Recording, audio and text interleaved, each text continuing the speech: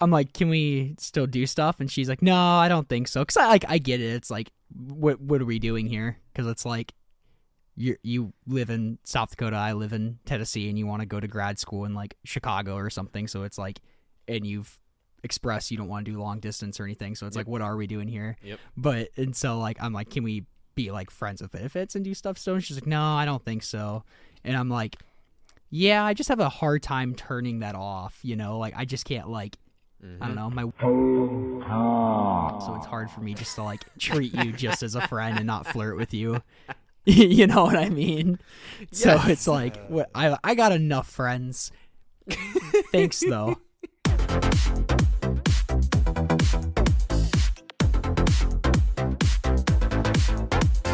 Welcome back, everybody, to another episode of the Common Ground Podcast, your favorite podcast where we talk about your favorite format, Pauper. This is episode 52.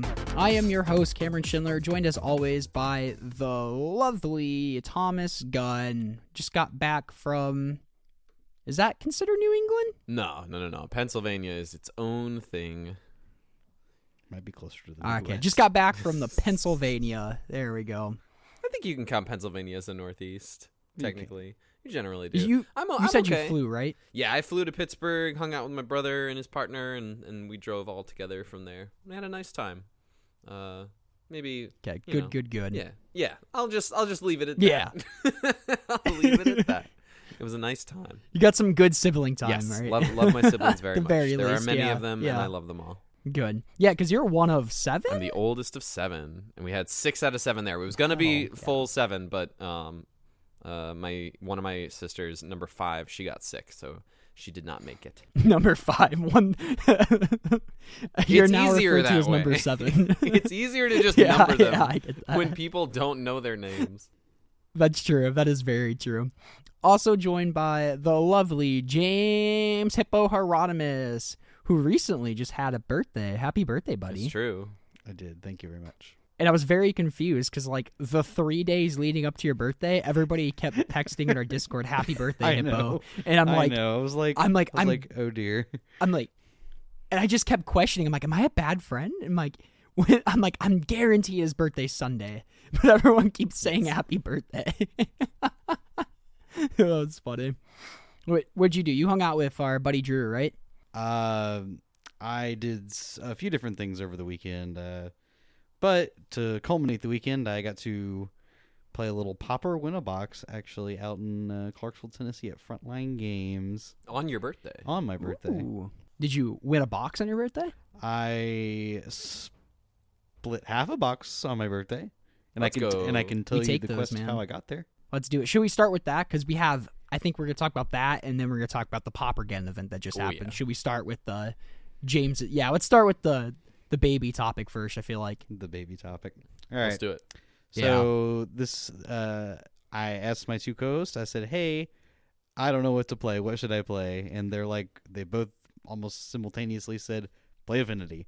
I was like, okay. So I put together one of Luffy Doshipo Dapala's lists from last weekend, and I changed one card in the 15 just because I had an idea of what the meta would be. And the one card I changed was there was a fifth Blue Blast, and I turned it into a Cast into the Fire because I knew that our previous guest in the pod, Derek, would also be playing Affinity, and I knew there was a Fairies player, so it's a card that kind of just interacts on both. Round 1, I played against Rakdos Burn. Pretty easy matchup, honestly. I had a really nice time being able to cast my Refurbished Familiars when my opponent didn't have any opportunity to cast any cards. That was really cool, so I just kind of stripped him of a lot of cards. Also, when you Reckoner's Bargain a Mirror Enforcer, that's a huge game. Mm-hmm. So kind of slammed that one. Got that one in 3. Round 2, I played against Derek. What a slog of a matchup. The mirror match is quite finicky.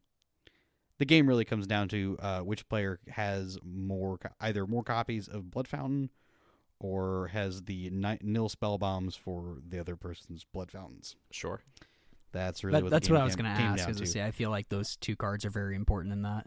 Yeah, that was really what it came down to. I also may or may not have had like an insane turn where I like ripped a draw two to find like Mirror Enforcer, or Spell Bomb or something, and then like immediately cracked the Spell Bomb and found like another Enforcer, and was just like, I'm so far ahead, I don't think I can lose. So I got that one in 3 as well. Round 3, I played against Jund Glee with no Wildfire. This went about as I expected it would. Opponent was able to just stall long enough to eventually find the combo out of 3 games. So there you go. I think one game my opponent just kind of bricked kind of hard on their draw twos or whatever and just had a bunch of lands in hand. That was that round. And then round 4, I played against Walls. Match was very easy when you have a Clan Shaman in your deck. Ooh, yeah. That card is just a house. It's really disgusting. You get to feel the real Game power. 2, I was even able toxin. to win through like a Ulamog's Crusher. It wasn't even that bad. That was very easy. Nothing too particularly difficult there. And then so I was 3-1 going into round 5. I drew with my round 5 opponent who was on Blue Fairies. Thank goodness, because that matchup is not very good for Affinity. But turns out in top 4, I had to play against them again. So that was not close. The most fun match I had all day long. Oh, sick. Yeah, the games were very, very sick. We had 3 really nice games. There was a ton of interaction going between the two of us. But basically, at any point, if I was able to stick like a draw 2, like the game kind of slips away like immediately. That has started with we got into like the really heated game through. Neither of us had like any like non-land permanents on the board, and then I just have like I know a Wellspring or something, and then I like rip a draw 2 off of a Wellspring. I'm like, okay, we're in it. And then rip another one. It's like, okay, we're really in it. I have like 4 or 5 cards and you have none. Okay, I think I start to win. That's exactly what happened. But my like coolest thing was like in game 3, I opened up a hand and I was like, I had 2 pieces of interaction, but like only 1 land, and I kind of thought about it kind of hard. And I was like, nah, I'm just gonna pitch this. And then I like ripped a 6 or my 6 card hand was like tap land, untap land, makeshift munitions, refurbished familiar, like draw 2. So I was like, well, makeshift munitions on the play against fairies is insane. So I'll snap cap the hand. Sure. But we had to place a super long game, a lot longer than I thought it was going to go. But the games were super sick, and then I split with Jund Gardens in the finals. All right, Mr. Cody Napier. Oh, nice. Yeah, nice. Didn't want to play another nice grindy game. Yeah, I also had like an hour and a half drive home, or actually a 2-hour drive to go see my parents from that point on. So I was like, I would prefer to just go ahead and get out of here, please and thank you, instead of having a. How many people were there in total? We had 10 people show up for a Sunday win-a-box, which is pretty cool. You said 17 people? No, just 10. We had 10 people for a little Sunday win-a-box. Oh, okay. Gotcha. Cool. It was fun. Heck yeah. Did you like the deck then? Like, how'd it feel? Because when was the last time you've picked up Affinity? I have never actually played Affinity in any particular tournament. I have like had it built before and then just like played it in like side games with people, but I've never personally had played it. So the deck felt very, very strong. It definitely rewards like just format knowledge and proper sequencing and all that good junk. I think the deck is extremely strong. Would definitely recommend it. If anybody like wanted to really stick and learn like a deck and just get better at it, that's a perfect deck to do that with. Though I would be hesitant to do such after what also happened this weekend at the Paupergeddon event, if I had to be real honest. Yeah, and I do feel it is like the Jund deck too of the format. So it's like if that's a style you like, I still think like the deck is a fine choice, and you have game against a lot of different things. Oh, that's not my argument. You know, like, my argument is that I think one of the cards that holds that deck together is not long for this world. Okay, interesting. Okay, but we'll have to talk about that once we. Yeah. Cool. All right. Any other thoughts on the deck, or should we just jump it to Paupergeddon? Yep, deck was sick. Would play it again. Hell yeah. Would play again. All right. Thomas, do we want to start this off by reading out the top 8, or like? Sure. We can start there. I will say. Well, how many players did we have at Paupergeddon? We had 690 players at Paupergeddon Roma 2024. And some of these names we may recognize. We'll also go over what we've got here on MTG Decks is at least the top 32 posted. You may be able to find more on Pauper, which I think is also an Italian website that handles a little bit more of the coverage from Paupergeddon. I've been working on linking some of these names to people posting on Twitter. A couple of these names, of course, because Italy is the biggest hub in the world for Pauper. A handful of these names are some of the regular names that we see as their screen names on Magic Online. Yep. So I'll link a couple of those names to screen names as we go. Not to try and dox anyone, but I think it's cool to see that people are just as cracked online as they are in paper. So I mean, their names on the internet already. We're not doing any additional. No. I know. I just covering our butts here. Yeah. So yeah. I'll read off the top 8 And here. 690. 690, baby. Yeah, it was 13 Dude, rounds. that's gonna be our goal to beat in January. Okay, great, cool. Too bad we'll cap way before that because of room capacity. Accurate. Which will Should we plug that? We'll wait until the end of the episode, fam. We'll start plugging it a little bit more regularly. I think maybe next week. All once right. we get into December. Okay. But we definitely need to chat about that between the three of us soon. I have some ideas. Agreed. So I'll read off the top 8. In 8th place, Lorenzo Aldigeri. This is Season of Mists on Magic Online with their black-green version of the Glee combo deck. They play the Mesmeric Fiends, which, Cameron, you have called out many times as another great card to pair with Deadly Dispute, and some decks will go as far as playing Village Rites and things like that as well.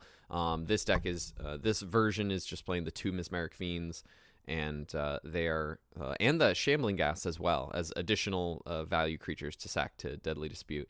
And it looking like they're playing the Nadir's Nightblade as their win condition of choice. In 7th place, Giacomo Lencini on Mono Blue Terror. I guess we'll kind of walk back to a few of these as we go, but this is a frantic inventory list. With some nullifies in the board. In 6th place, Matteo Sirigliano on Jund Wildfire. This is a version of the Jund deck that we talked about last week that Derek played in trios that has been popping up a little bit from time to time. In 5th place, Lorenzo Bergamini on, looks like Jund Glee. They're on the 1 Molten Gatekeeper, playing a couple Krark-Clan Shamans, and the 1 Makeshift Munitions. So, like, fairly stock version with a couple of little spicy pieces here and there. Yep, and they are playing the Cleansing Wildfire, which we've seen. Oh, this is a Wildfire people version. Start to sure. Yeah. Point for like Thomas. some people don't play. 1 point for Thomas. I get 1. In moving up to top 4. Have another. In 4th place, Filip Skornicki on Mono Blue Fairies. Skura is one of the commentators for the European RCs and several of the larger European tournament circuits that go on over there. They crushed it with a top 4. No, get off. Don't walk on my laptop. No. No. Hippo, get off. Get off Thomas's laptop, no, Hippo. it's the cat. It's on Mono Blue Fairies, we are looking at 7 4-ofs in the creature department. Seers, Miscreants. They're playing all 4 Snare Master sprites. Mm-hmm. Brian Barrow Intruder. So they're playing Of One Mind with the Intruder and Moon Circuit Hacker and things of that nature. In 3rd place, Andrea Uccello on Dredge. We've got 3 Gnawed of the Bone in the main, which they definitely did not want to lose to Red this weekend, though news on that as we continue to talk about the tournament. And in 2nd place, Franco Ciccini on Jund Glee combo. Just taking a quick peek here. This is another Wildfire list playing 2 Munitions, no Gatekeeper, 2 Evolution Witness, and in 1st place, another Jund Glee deck. This is Alessandro Peracini, and their list, they're running 1 Nadir's Nightblade. They have the Writhing Chrysalis as the Jund list. They are not running Cleansing Wildfire, running 1 Makeshift Munitions, and a Troublemaker Oof in the main as well. So, funny enough, the player of this deck looked into the camera, told the camera, ban this deck. Ban this deck. Yeah, so that's a lot of Glee. Yep. And if we'll kind of skim through some of the other results throughout the rest of the top 32 because those are the decks that we have. But the most notable number. There is so many Glee. According to just like MTG decks grouping up the archetypes, it says there are 50%. We're 50% Glee combo. A couple of these I think are. There's like 3 wildfire lists I think that got lumped in. That is still an alarming. Yeah, but number. other than that, it's all Glee in various forms. Like Glee just ran the tables. You would, and I know the heuristic that we've been, ourselves as an observation that we've made and of results and stuff that red was like the way to beat the Glee deck. I don't think that's the case. No. You have to scroll down to 18th, 19th, and 20th to see just the only 3 Kuldotha red decks in top 32 period. Like, that's insane. Yeah, that is a deck that should, in theory, put way more copies in the top 8 than that. Especially with how popular it is on Magic Online. Like, that, you would think that would be way more prevalent in the top 32.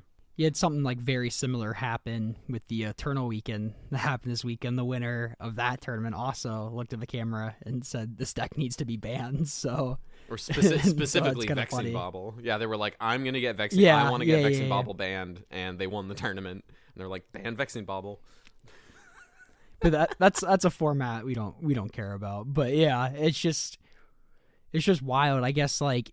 What from the deck would get the ban? Like, do you think the combo should just be banned completely out? Like we were talking a little bit beforehand that Deadly Dispute was the most played card by quite a bit, at least in like the top 16. Yes, I think that even goes down to top 32. It is easily the most played deck or most played card. Deadly Dispute. Followed by Snuff Out, Ichor Wellspring, Weather the Storm, Duress. I mean, Weather Storm, Duress, like, you could... And Snuff Out, you could also make an argument that these are mostly sideboard cards. Black-green is the way to be. Yeah, like, it's almost all black decks. This entire top 32 is almost entirely black decks. There's, like, a couple Terror decks, like, a Fey deck, one Coggates player down in 31st. Like just, like, doing their best. doing the Lord's work. Doing the Lord's work. Three Kuldotha decks, and everything else is a black deck. Because either it's like a Jund, it's like a Jund Glee deck or a Jund Wildfire deck or like Black Green Glee or Dredge. Yeah, or Affinity. Yeah, there's like a couple Affinity Affinity decks. There's a Blue-Black Fairies deck. Yeah, black was the color to beat this weekend. Insane. Yeah, which is kind of wild because like I just shared with you guys the day one meta percentage of like what the first day looked like, and it looked like pretty diverse. I guess if you combined, oh, that's not true. As I say, I can't do math, Golgari and Jund, like it still doesn't beat Grixis being the most popular deck in the room day one, which isn't that surprising. That was 14% in the room to start out with, and then Kuldotha was kind of short behind it, but it just didn't convert as well into, Oh no. Or like, at least in this top 32. Like the break, I think it was 13 rounds Swiss total. It was 7 rounds in day 1 and 6 rounds in day 2 before cutting to top 8. So like I think you had to do 5, I think it was 5-2 or better to make day. It might have been 4-3, but I feel like it was 5-2 or better. Like you said, a lot of black, I'm just like thumbing through like the top 32. And Hippo, in your wrap up, you were suggesting like a card in this deck might not be long for the world. What card was that? You were saying about Affinity then? Deadly Dispute. Really? Yeah, I think that card is the fact that it puts another useful game object into play is insane. Like, yes, yeah, I mean, obviously we know it's the best of the draw twos. Like, I don't think that's a question. Like, it's the one that puts you ahead in the biggest capacity. Like. It's the best. It's like the most useful part of the game is mana, right? Like, yeah, I think the fact that it accelerates you the one turn, like whether it happens that turn or several turns down the line, the fact that it does that is so insane. Especially I know, like say from the Affinity side, like having that extra artifact in play is huge. But even from the Glee side, like that one extra mana could be like the Tameo safekeeping that you need, or the Duress that you need. or whatever Yeah. it may be. It could be the one like mana that you need on an extra turn that you wouldn't have had otherwise. So It's I think I do like I say, agree. the It fact is like that it's the best. I think like that puts it way ahead of any of the other ones because none of the other ones provide you with that. It might just be the best card in the format right now. Oh, I don't think that's a particularly close Yeah. argument. If that card got banned, I do feel like Fanatical Offering would just like slot in and take its place because like it still puts another It puts a game piece object in on the board. play. It's not nearly as good as a treasure. No. See, I don't think Deadly Dispute should have the target on its head in terms of the ban, because I think if you're trying to target Glee, like the Brood Scale deck specifically, then banning Deadly Dispute just hurts so many other decks in the process and just like changes a fundamental core engine in the format. So my argument is that makes the deck less consistent. Right, but it Yeah, also I know makes I know Grixis they can Affinity just- less consistent. Any other like Orzhov Blade decks, Gardens, Yes. Jund. Well, they Well, I again feel they like- can all play. I feel like the deck would just they can all just play a different draw two, right? I mean, I guess. They all yeah. can just Then play I a feel like different the draw too, ban's but- not as impactful. No, it's not as impactful, but I do think I think that mana, the extra mana on that card is like really what pushes it over the top. I the other ones are not as good. I just don't think they're nearly as good, like by a lot. I mean, I guess Affinity just like would then just max on Fanatical Offering because it's the other one that makes an artifact. I think so. Well, I think so. You would just play it instead of Deadly Dispute. Right. Because you already play copies of Bargain because you have to play Bargain because Right. you have to have a way to beat Red. Yes. So I just think if you're gonna target Brood Scale, I think you need to ban either Brood Scale or Sadistically. I think that's what it comes down to. And there are some people also shouting out for like Writhing Chrysalis as well, but I think Writhing Chrysalis is it's very powerful and very annoying against certain decks, but I think that's fine to have Writhing Chrysalis be your like mid-range backstop of the format. So another point on the Writhing Chrysalis is again we noticed that what was the main color of this top 32? Black. Cool. What removal is best against it? Snuff out. Well, yes, but just in black Yeah. removal in general, just like any black targeted removal. Cast down, defile, All of etc., those are yeah. very Yeah. good against Writhing Chrysalis, which again, if this weren't this heavy in black, like there's a good chance that like a bunch of other just random Writhing Chrysalis decks are at the top of that then. So Yeah. No, Well, it's kind of funny you said this top 30. This tournament was like very, very heavy black. It's very heavy black, but it's also very heavy Writhing Chrysalis because a lot of these That's true. black decks are either Jund Combo or Jund Wildfire Affinity that are playing these Writhing Chrysalis. So it's like they're kind of doing best. They're playing this really powerful mid-range threat and playing these powerful draw engines. And I don't know if like hitting Deadly Dispute would be enough to like stop like Jund, Brood Scale, or Affinity from just being as dominant as they are currently, like, or at least like in the meta share. And I'm not even sure if they're like ban worthy currently. Like I'm like pretty hesitant. That's how I feel about bans. That's just like my opinion. Is just to be like hesitant and like, okay, we see Paupergeddon, like we see like this really strong performance from the Glee combo deck. Let's see how like our Moto players like take this in consideration. Like, and if it starts warping that too, then let's consider action. that's fair. I had a thought to go with that and I lost it. I Oh, no. I just don't want to see Deadly Dispute die for the sins of the combo itself. So Personally, we've obviously noticed like this huge shift of like the red, like at one point like the red card draw was like the card draw of the format, right? in terms Oh, of Like gosh. at one point we had like the combination of like synthesizer plus Ren's Resolve, Reckless Impulse, all those extra even Cleansing Wildfire to an extent. Yeah, which we have that still. Like Right, that's still a right. pretty prevalent part of the metagame. But like we've moved from that to like this, and you have to ask yourself like where would you rather be? Like I think is really, because if you remove like the best of the draw twos in black, like I think the rest of them are significantly worse. Yes, you probably see more copies of Reckoner's Bargain because again, I think that would make the red decks a little bit better. But like you ask yourself, where would you rather be? Like in a format, like do you want a format that's more red dominated, or do you want a format that's more black dominated? Mm-hmm. So I think that's like another question you could ask, or I'm sure the PFP would ask themselves Yeah. as well. Just like hitting like Deadly Dispute too, I think part of the engine, it's like these draw two effects with the combination of Ichor Wellspring, and you're drawing like 4 cards for 4 mana, and it's like spread out over turns. Really, So 3 it's like mana because you get the treasure back. Yeah. But you need the initial investment, all that stuff. So so like 4 cards for 3 mana spread out over 2 turns, or whatever, and like such a grindy format is like really, really very, very strong and hard to keep up with. And it's like in the past we talked about this a little bit before, but like these Boros synth decks and stuff, and it's like, okay, these had these engines that could even surpass like Deadly Dispute, but like since the printing of like Writhing Chrysalis, it's been like really hard to just chip in the air with like Glint Hawks and Core Skyfisher. See, it's like, okay, I'm playing these smaller flyers, but you have this huge dude that has reach now. I don't think, I mean, Writhing Chrysalis is annoying for those types of decks. I think that the real problem that those decks ran into is the Glee combo. And that's why we don't see those decks in the meta anymore. And so if you remove the Glee combo, then you get to have those engines back, and they get to compete with the Deadly Dispute engine. Where, like, there are also other decks like Mono Red that, like, if your opponent is going Ichor Wellspring into Deadly Dispute instead of interacting with your board, you're like, great, cool, I'll just smush you into the ground.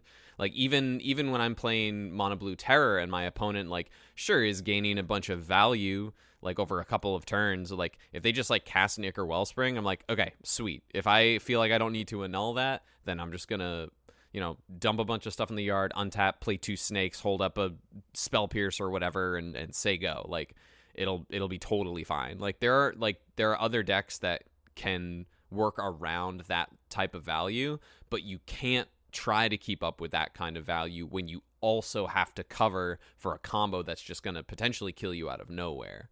And that, I think, is this kind of the linchpin of the format. That, like, this is like the moment in time we find ourselves in the format, I think, where you have all these pilots saying, please ban this deck. And I think 90% of that is, please ban the Brood Scale combo itself.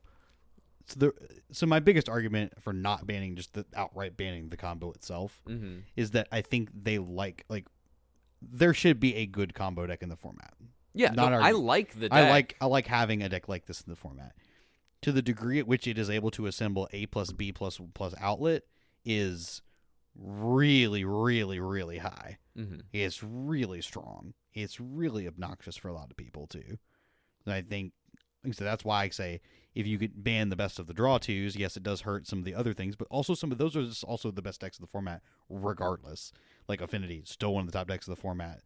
You'll have the smattering of these. It's going to take a lot to knock Affinity down. Oh, I know. They keep trying. Yeah, and then we have people like Luffy out here just crushing people like we've been but like taking both of those down like a notch is not necessarily the worst thing either.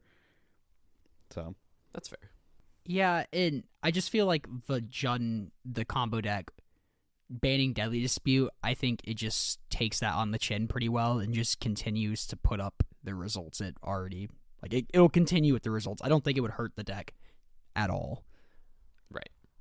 Like, I think it definitely cuts down its consistency, but it wouldn't stop the deck from existing, and I think that it would still cause the players that are complaining about Brood Scale existing to continue to complain about Brood Scale. I would be curious to test, again, that would be very hard to do, but test to see how much different that 1 mana across the game makes. Sure, like a series of matches. Like a series of matches, and see how much that 1 Sure. mana from Deadly Dispute makes in different matchups, with specifically in the hands of Brood Scale. We could do like that. If you we can make that happen. If you remove that and just play, I don't know, the map token, the Fanatical Offering. Right.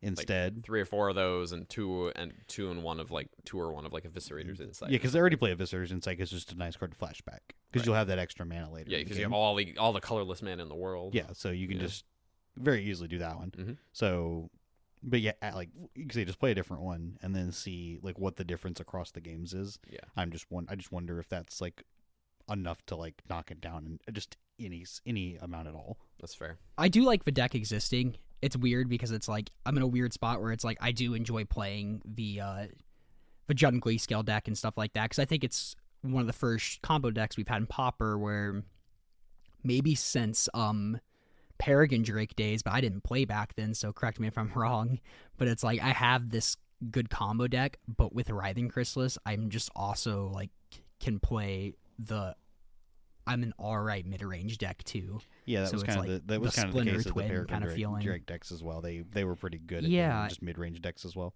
Maybe we're learning like Pauper's not very equipped to handle combo decks that can play the mid-range game too. Yeah, I think that's part of the issue. Again, we don't have like, there's no backstop like Force of Will. Like Force of Will doesn't exist. I think the closest thing we have is like Snuff Out. Like Snuff Out is our equivalent thereof of Force of Will. So Yeah. basically, as long as you could keep Snuff Out as being a real card, I think that does knock this down a little bit. But again, most of the Snuff Out decks are also not very aggressive. And the real reason to take advantage of something like Snuff Out is in an aggressive deck, something like, not super aggressive, but like the terror decks, like the blue-black terror decks. Those are pretty good at taking advantage of cards like Snuff Out. Or something like the blue-black Fate deck you played. Yeah, that is also trios. pretty good at taking Like they advantage have of a that bunch of pressure counters. behind them. Yeah, like a bunch of counter spells and soft permission and pressure behind it. Yeah, it's also pretty good against it as well, I think. I just feel like very indifferent because I like the deck itself, the Jund Glee scale, but I also like the decks. It's kind of like pushed out to the side, like a lot of like these red-based removal decks, like the Boros Synthesizer. I feel like I think that's my favorite deck that's just not played. everything about Jund Glee scale is just murdering that deck. You know, it can't like you need the exact removal spells for the combo, and then like the Writhing Chrysalis itself is a pain. So it's just like everything is just a giant like. Also, even like the fact that most of these Jund decks are main decking 4 Duresses, like those are really good against the Boros decks as well. They're very good. Yeah. Any other closing thoughts on this? I wanted to move the conversation to the other Jund deck of the format, if y'all are cool with that. Let's do it. Since we're done talking about Jund, let's talk about Jund. Yeah. This Jund Wildfire deck, like it probably popped up like last month, maybe like a month and a half ago. That's about And it just kind of like exploded on the scene. Like we've been seeing it keep like popping up in top 8s and stuff. It's not like overwhelmingly like the best deck, but like I've saw some tweets about Paupergeddon and stuff, and people are saying like I think someone they're testing it for Paupergeddon. They were trying to keep it secret, but someone like 5-0'd with a league on it and like leaked it or something. Mm-hmm. And so I don't know the whole story about it, but this person that was tweeting about it, they're just like, I think this is just better affinity. I think this deck is just better Grixis affinity, which is so wild to me. That is a claim. So That is a claim. I know Derek will also probably have a similar opinion to mine. It's like that Jund deck has such a hard time winning the game. Like that game just dirtles around for so long and does nothing that it just like can never gain. It feels like it never gains traction. It just you can win with it. It just at no point do you ever feel like this is I'm in a commanding position and like I'm going to win the game. Like everything feels like just super medium about that deck. Where there's hands with like Grixis Affinity where you're just like I can't lose the game. You have those hands of like refurbished familiars into like Mirror Enforcers and you're like I can't lose the game. This deck doesn't have that equivalent of a draw. I don't think. Yeah, I get what you're saying, like the Mirror Enforcer stuff there, but I feel like this deck does have like good ways of closing out the game. I've never played it, and I definitely need to get my hands on this. But just Refurbished Familiar, you could like chip in there if like the 2-1, and then just having like the Writhing Chrysalis, like those end games, or they cause giant board stalls, one of the two. And so it comes down to your opponent knowing that as long as they can deal with the Chrysalis and the Familiar, then they can basically just win the game with whatever they want. I think the key to this deck that Thomas has pulled up on the screen is the fact that this particular version of the deck gets to play Snuff Out. Like was the versions that Derek and I were playing, neither of them played Snuff Out. I think that's you definitely need to play Snuff Out, and I think that's where like it's already a Cleansing Wildfire deck, so like go up on Swamps and play some Snuff Outs, because then you get to actually like interact. And also this version, this is what we're looking at right now, I think is the top 8 list, the top 8 Wildfire list from Paupergeddon. Mateo. Well, yes, it's from Paupergeddon. From Mateo. Mateo is playing 1 Thorn of the Black Rose and 1 Avenging Hunter in their main, and so like the list that Derek was playing didn't play a Monarch or Initiative creature. So you can ask my teammate for the Trios event, because I was testing this Jund deck as well, and I had like a maybe board section of an Excel file that I had, and I actually had both of those creatures on this Excel file. I was like, am I supposed to play these in my sideboard, just like board into these in the matchups that I think they're going to be good? Like I just get to play this like control game, like a really heavy control game. And if I need to play this game where I like force action, I can do this with these creatures. I ended up not like being brave enough to like innovate on the deck at all, but like those were on my radar. I was like, I think these are probably good for this deck if this deck continues. Another card I think I thought about on this deck as well is that I have not seen is copies of Evolution Witness. I think Evolution Witness would be a very good card Sure. for this style of deck. I could see that. Like it's just copies. It's extra copies of Blood Fountain. Like it buys back Blood Fountain. It buys back permanents. You can just buy back just whatever. Start looping it with Blood Fountain. Yeah, you can start looping it with Blood Fountain. I think Yeah. that's like this deck's version of like what funny. Grixis Affinity can do. I think that'd be really sick. That's really cool, actually. And I do think this deck plays more like Gardens than it would like Affinity, I think. I think that's how I always Affinity, describe I the should deck to say. people. It's just smushing the best parts of Affinity and Gardens together Yeah, in I a agree. Jund list. Mm-hmm. because it takes like that Wrath effect that you get to play from Affinity in the like Clan Toxin analysis plan, along with the like Refurbish Familiar Blood Fountain draw 2 plan. Like that is so huge. Yeah, they're playing 3 and 3 of each. The top 8 list, the Yep. Cart Clan Shaman and 3 Tox analysis. So they really want to like be. They want the Pauper Wrath of God that is in black red, and so I think it's I love also that so it's also much. pretty meta dependent too, because like at our trios event there was a decent amount of fairies in the room, and Derek played against it 3 times, like James on blue black and then mono blue the last 2 rounds, and was able to win the last 2 rounds. I think just from playing well and understanding what the matchup was, and in the last round we just got to resolve a 2-3 Nyxborn Hydra on turn 3 on the draw, and it went the distance. Like there were definitely some spots where we got lucky, but at the end of the day, I think that the fairy matchup is generally favored for the fairy side. I would imagine, it's a tempo deck versus a control deck. They're, I think, generally archetypically, I think is how I want to use that word, tempo is generally favored against hard control decks. And as much as this also can it's not like just like draw go, it's like grindy control. I think that if you're expecting a room full of like red, Affinity, and you have good tools like the Snuff Out, like a 2-2 split main and side, Snuff Out to have some extra instant speed interaction against Glee, then I think you can be very well positioned with this deck, and that showed because there's several pilots on the deck in top 32 from a deck that was like not a deck a month ago, at least that we knew of. To have a handful of excellent showings in the biggest event that happens 4 times a year. And what's nice about being Jund colors, whatever is like popular in the meta, you can build your deck towards. It's like if you're really scared of fairies and like you really want to hedge against fairies or Kadoltha, it's like, okay, let's see some Sandstorm in the sideboard. Like I think Well, they're all playing breath weapons. Yeah. Yeah, exactly. I mean, even if you don't want to get turned to Ninja the Deep Hours, just Sure. have the Sandstorm. Is that the 1 green?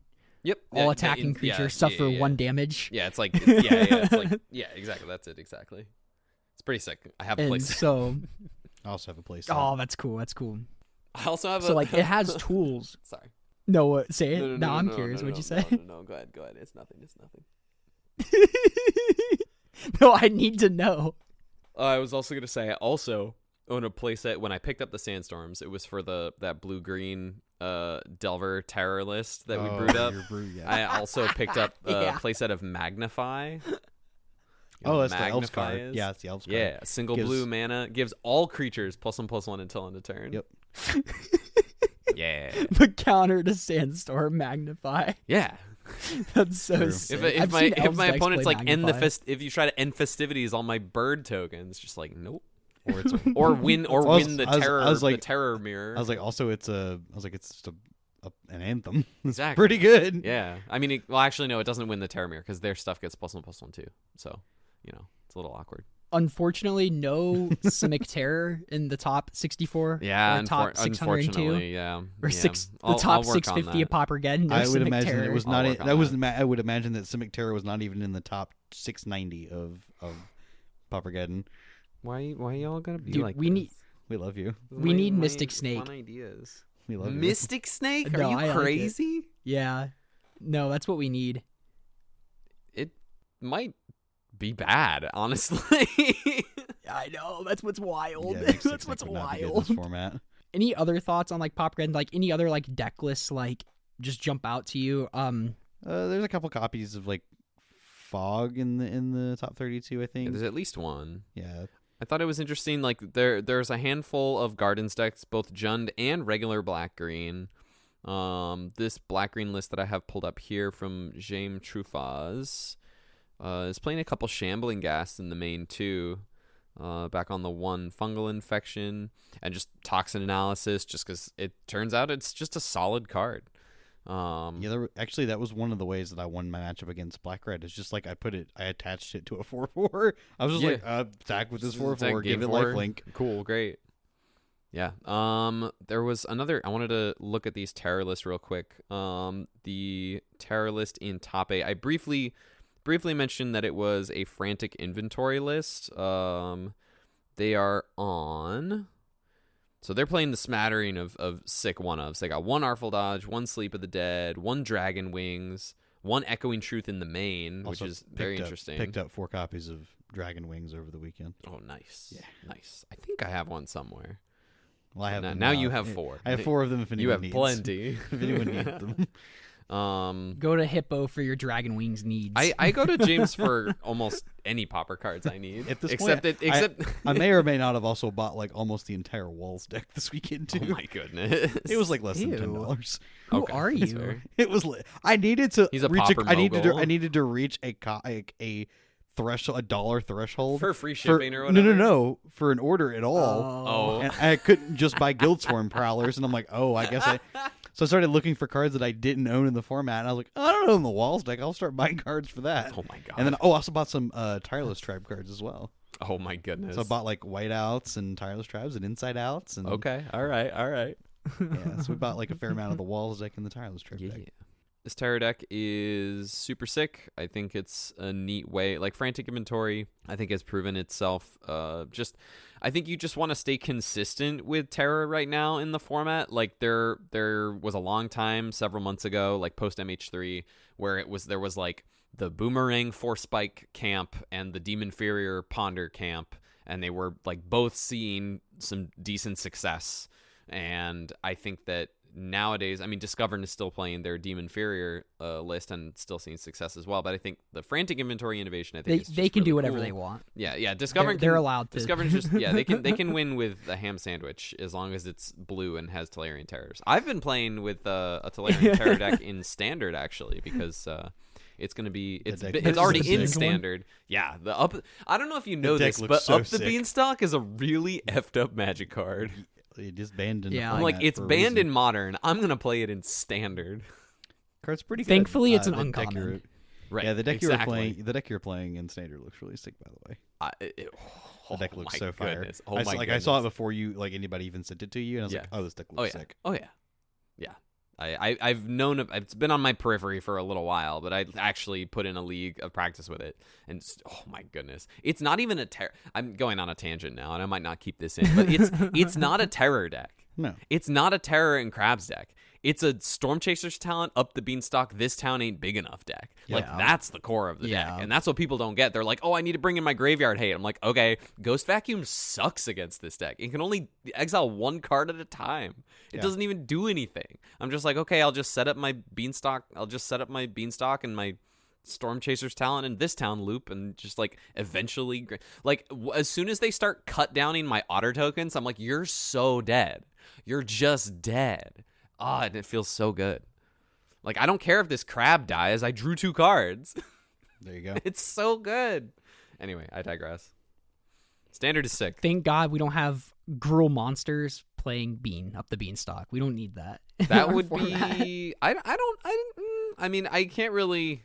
I don't really want to throw out there whether I think Up the Beanstalk would be good or bad. It's banned in a very high powered format, and that definitely means it's very good.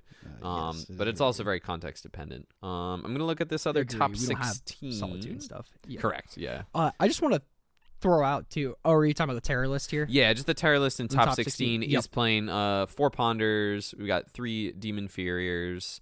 They got 1 Force Spike in here, so, still kind of mixing up. But dropping down to, they've got 4 Thought Scour, 2 Mental Note, which is interesting to me. But I guess if you're on all 4 Ponders, I guess it's probably not that big a deal. And only 15 islands, which you see from time to time. And back on the Steel Sabotage on the board. Huh.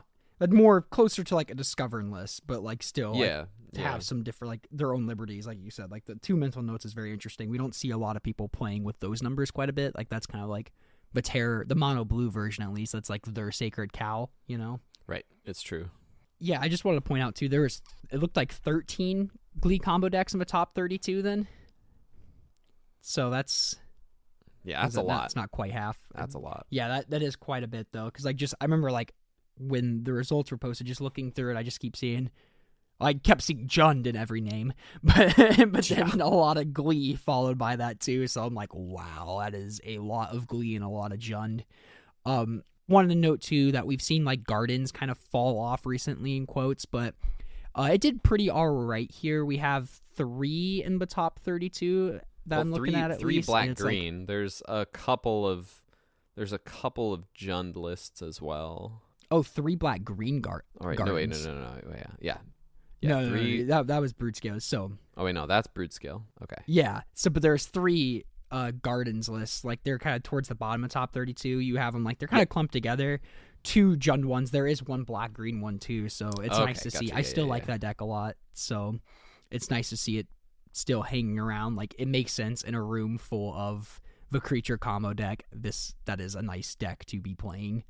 Like, you have Game Against Fairies and stuff. I would hate to play the Jund Affinity matchup. I'm sure that just goes on for the end of time, I guess we could have found out, but James and Cody split the box. Yeah, I didn't want to sit there for the next however long. Yeah. To be fair, so funny enough, so Cody played against Derek.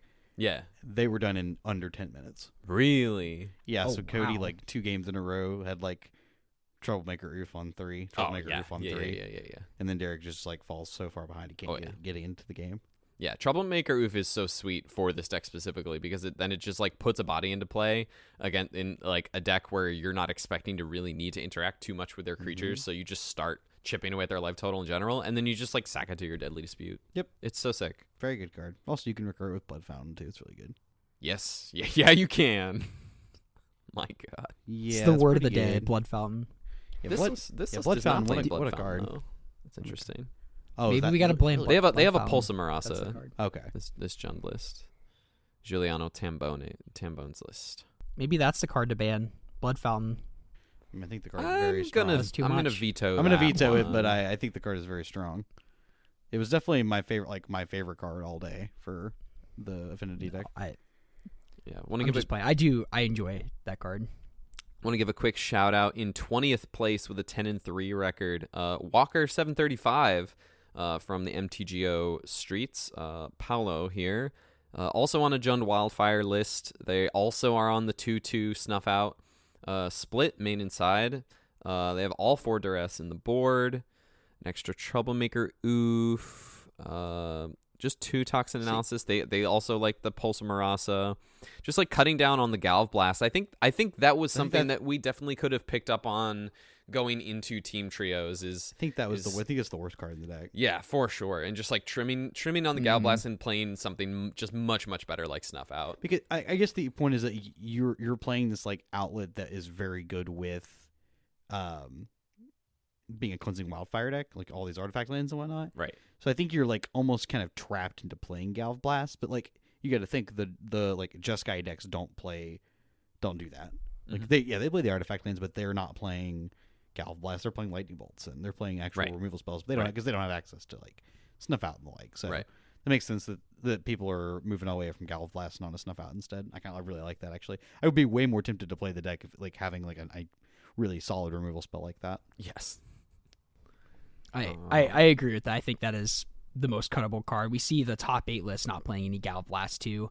And that person, what place were they in, Thomas, you said? 20th. That was Walker 735. 20th. Okay. They were that's whose tweet I was reading on. I was referring to on Twitter. Oh, nice. They ran this deck, and I was reading like their little recap on Twitter, and it was pretty interesting to hear them talk about the deck as well.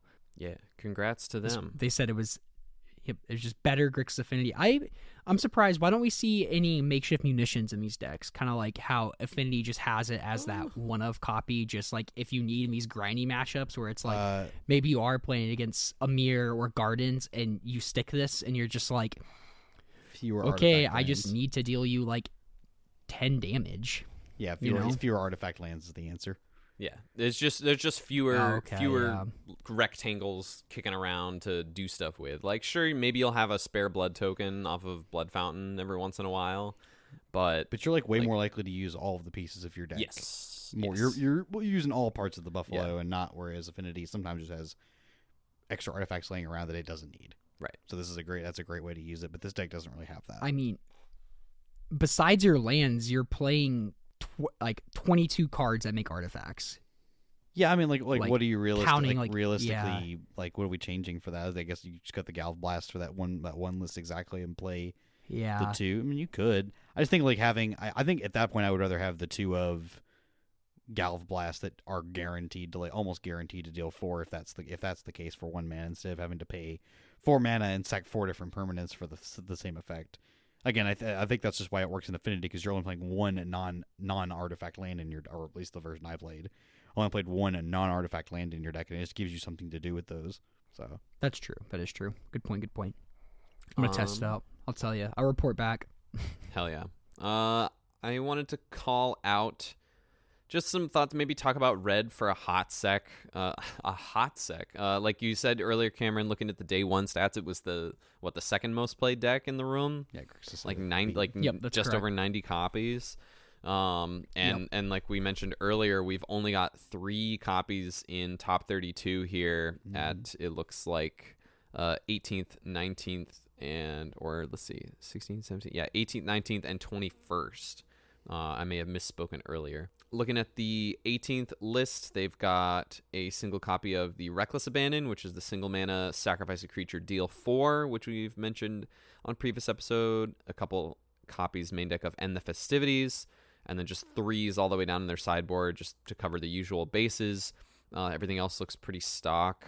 I wanted to call out the sideboard of the winning list. It's something that James called out to me when we were setting up before we hit record. Such a clean sideboard. Like this might be part of it. Is all of these Jund players came prepared. Like the board for the winning list is 4 Weather the Storm, 4 Breath Weapon, and then also 4 Snuff Out and 3 Troublemaker Oofs with the 4th in the main deck. So like it's basically like a 16 card sideboard essentially. God. Because you're just one roof. Your one oof is already pre-boarded. 4 Weather the Storm, 4 Breath Weapon. Like they're just ready. Yeah. They're just ready to not lose to the red deck. That's really hard. Well, it's funny because you have with, like cross. Go ahead, Cameron. Good old recording online. Even with like the very fast start that Godolphin could have, like just like if Weather the Storm even gains you 6 or God forbid, like 9 life, and they curve that into a breath weapon right after, it's like, okay, you're starting from square one again, you know? And Game over. The cool thing is that, like, you say a breath weapon has a lot of application even just outside of the red matchup, too. It's like fairies. That's one matchup that I think is probably, like, especially against the blue-black one that I played, that would be even better. But yeah, like, it's very good against fairies. I think that's, like, probably one of the better decks against the Jund deck at this point. Something that I also am noticing in these Jund Wildfire lists, not to like, we're jumping around a little bit. I also the second place Jund Glee list is also playing the exact same sideboard. They have some differences in their main deck, but the exact same board: 4 Snuff Out, 4 Weather the Storm, 4 Breath Weapon, 3 Troublemaker Oofs. So also just like 8 cards to bring in against mono red that just put them in the ground. Something interesting in these Jund Wildfire lists, Derek's list, we were playing like 2 or 3 like red blast effects. But I'm not seeing like any red blast in any of these boards. I think you're already like kind of favored against the blue decks. Like probably. I mean, it depends on the blue deck, but I mean, I guess we beat fairies like two out of 3 times. Yeah. At least in our sample size. Yeah. Again, the fact that I think that I have Snuff Out where they didn't is like huge game. Right. So play Snuff Out, kids. card's good. You can play snuff outs. Yeah, Turns out. not good against Godolpha, but It's good also, but good not against good basically there. every other deck in the format. Almost every other deck in the format. So I guess like if you have a very heavy brood scale meta, like what decks would you want to play into that? I still think I would like to play that. I still think the red deck is like quite good against it because, I mean, and also take this with the idea of the player skill level that you're playing around too. Yes. I think that has a lot to do with Mhm. this. These are going to be some of the best Pauper players, Yeah. like Like literally in the world, because Italy is such a hotbed for Pauper. Yeah. So taking into consideration, like I still think that the red deck has got the tools to beat the Glee deck because it does put on such a fast clock, and it puts on having ways that not only interact with your opponent's life total but interact with their creatures. Like that's a huge game. I think like I think like the blue black decks, like of either variety, like either be it fairies or be like terror. I think both of those are still good against the brute scale deck. Basically any snuff out deck is like probably fine against them. You probably have like a fine like the Jund wildfire deck is probably okay. It just depends on how you've like constructed your sideboard for like the post game. But another deck that I see Thomas has got pulled up here is definitely also ready to beat the has some cards in the sideboard that are ready to beat the brood scale deck too, which are pretty sick. Yeah, so I've got the third place dredge list pulled up, just also as another nod to maybe wanting to try and beat something like brood scale. I think game one, if they just do the combo, so dead. You're kind of dead in the water. But after board, this list gets 3 Mesmeric Fiends to disrupt the hand, and also gets 4 Ray of Revelations, which we've mentioned before.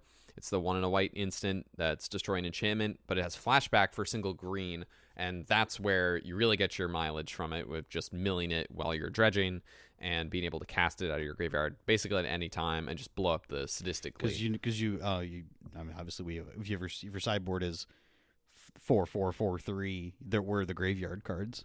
Right, exactly. Yeah, that's the other thing that I want to call out with this is like they didn't necessarily come with the graveyard stuff prepared, so you can kind of hang and do your regular plan A stuff against these specific lists. Even the wildfire lists didn't really have any graveyard interaction in their board. So like there's one other dredge list in this top 32. Like I think it was a good weekend to spike a tournament with dredge because of how everyone's sideboard kind of ended up. At least all the Jund players' sideboards ended up, it looks like, on average. Yeah, because most of them don't have a piece of. I mean, if you're a piece of graveyard, you're Affinity or you're like Gardens, right? Or I guess the Jund like Wildfire deck is like Nihil Spellbound as well, right? And like I said, there is a weakness here of they can just kill you, especially game 1 and even games 2 and 3. Like they can still kill you through like one piece of interaction, or like if.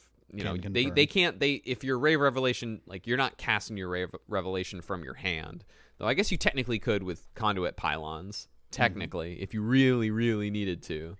If you're holding up that much mana, then instead of doing what you need to do, then I have some bad news for you.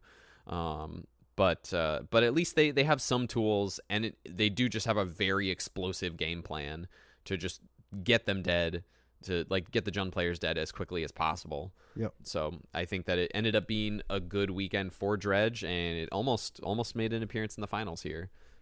Yeah, it did lose to Glee in the top 4, but yes, like it was they obviously both the other two top 4 both the top 4 players played well, obviously all weekend to have gotten to the finals. Yes, but both those kind of just fell short to the power of Basking Brood Scale. Power of the Brood Scale. The Brood Scale. It's pretty good.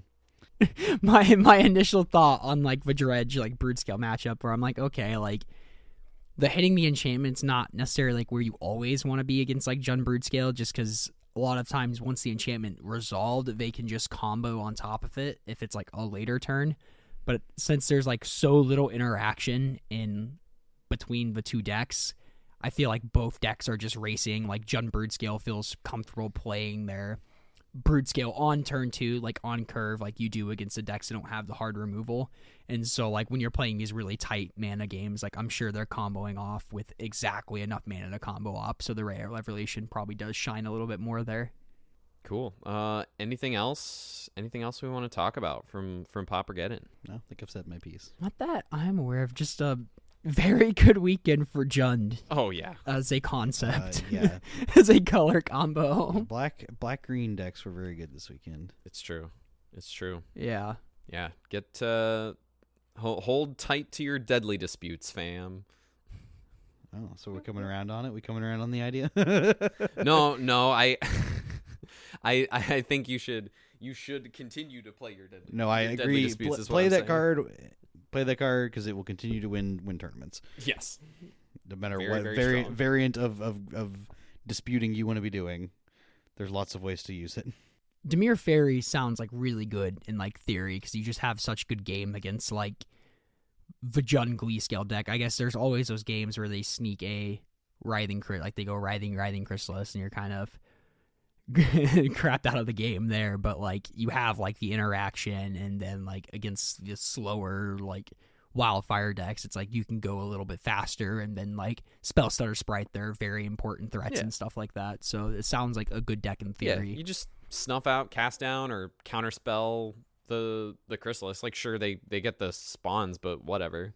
Like the spawns don't really matter to the blue black. Like there's a list in top 16 here. And so it the deck can still do very well. There was something I did want to mention on that deck when I played it at the Team Trios event. This is the best of the Extracted Confession decks I've gotten to play. Oh sure. Because with Lorien Revealed, it turns it on super easily. Yeah. Very easily. Yeah. Mm-hmm. I've been collecting some evidence. Yeah. Collecting evidence. Pretty easy, and it was a really good Extracted Confession deck. You know what? What also helps you collect evidence when your collect is 8. The Tolarian Terror. Yeah. That's true. It's a nice 7 right there. That's easily. funny. Yeah. Anyway, less standard, more Pauper. Yeah, no. Yeah, play your Deadly Disputes, kids. Tolarian Terror is Pauper. Yeah. No, I would definitely encourage folks to play a Deadly Dispute deck. Like from these results, like moving forward, if we're extrapolating this into the meta at large, like find something play something that plays like either Deadly Dispute and or Snuff Out. I think that will and has a good plan, whether it's main or side, against the red decks.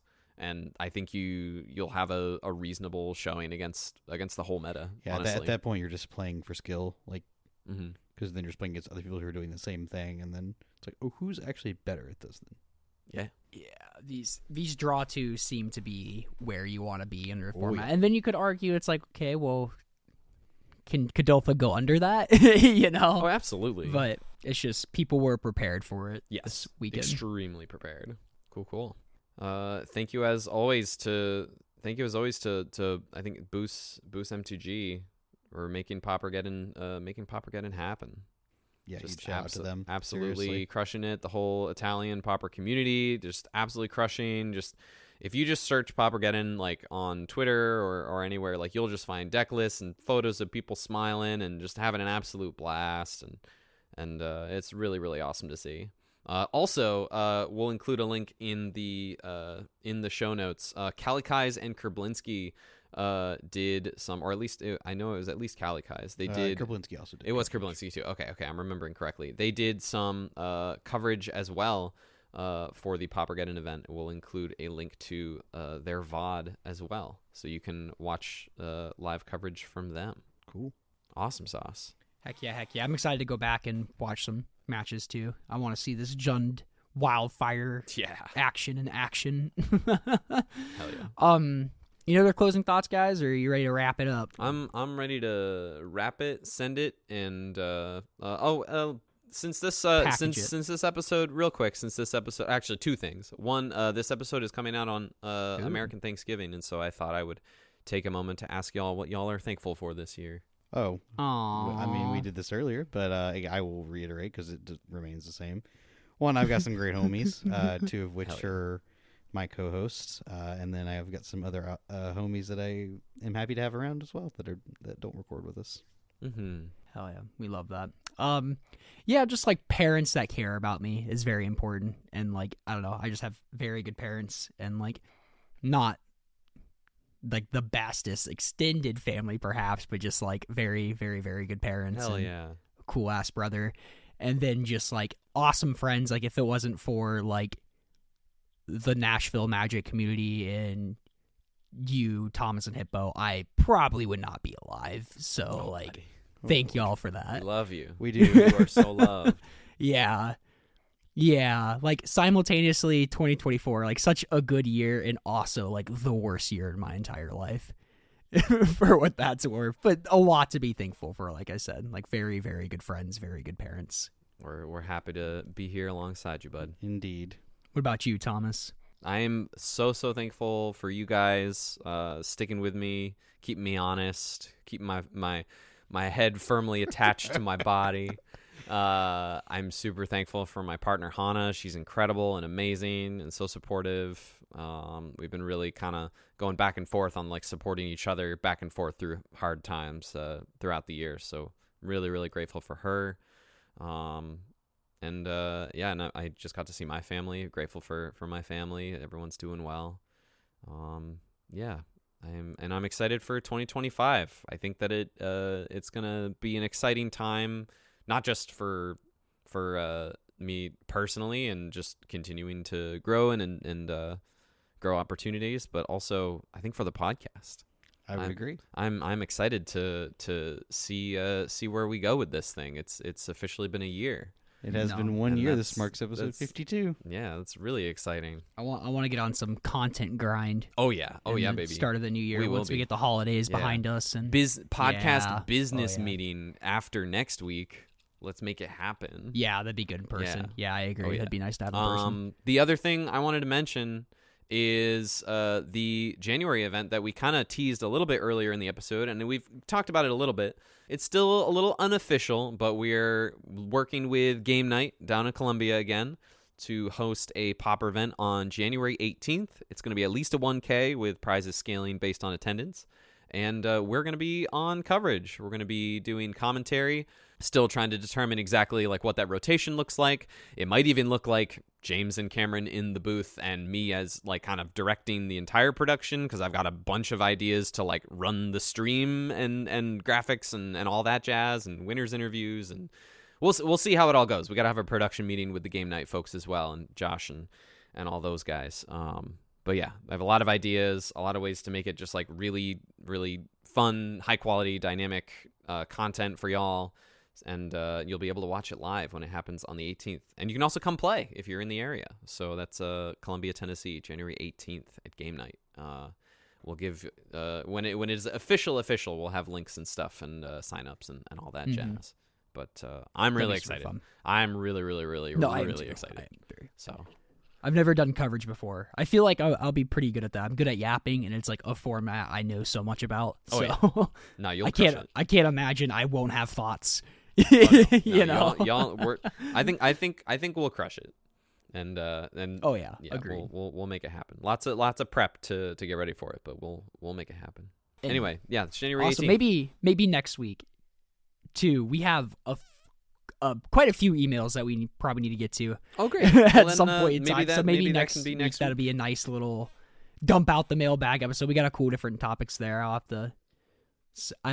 Both you have access to email, right? Oh yeah, I know think Thomas, so. you do, right? I do for sure. Yeah. So If yep, James doesn't, we there's need to change that. yeah, I know. So maybe we could dump out the mailbag next week, all that. If you have any other questions for us, you can go ahead and send those to @commongroundmtgpod@gmail.com. I don't know why I put 2 ats in there, but you get the message. And that is in the bio, as well as our Twitter handles. If you just want to DM us on Twitter too, any questions you might have, feel free to do that there as well. Thank you so much for listening. I have no other plugs. Do y'all? Nah. I think that's it. Just hope y'all have. All right. Hope y'all have a lovely. What is the beginning of holiday season? Indeed. For real. Yeah. Much To love, keep everyone. your loved ones close. Yes, and your enemies And your closer. enemies closer. We're on the same page there. That's funny.